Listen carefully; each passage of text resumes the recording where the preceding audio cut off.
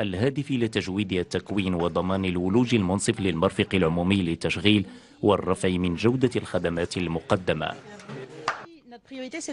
الأولوية بالنسبة لنا تتمثل في مواكبة البرامج الكبرى للتحديث القطاعي كاستراتيجية الإقلاع الصناعي واليوتس والمخطط الطاقي والمغرب الأخضر، فهذه البرامج تمكن من تحسين جودة الحياة والنقل الجماعي والولوج للطاقة وتنافسية الاقتصاد المغربي.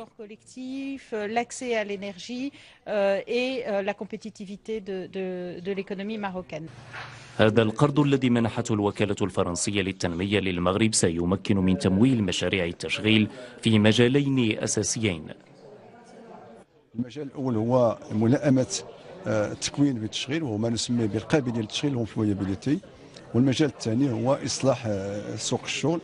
وهذه المجالين الاثنين تندرجوا في إطار الاستراتيجية الوطنية للتشغيل اللي حنا الحكومة بصدد الإعداد ديالها، وبالتالي غادي تعطينا واحد الدفعة قوية. البرنامج ينتظر منه أيضا تفعيل الاستراتيجية الجديدة للتكوين المهني والمخطط القطاعي للنهوض بالتشغيل، وبشكل غير مباشر تفعيل الاستراتيجية الصناعية الجديدة للمغرب في أفق 2000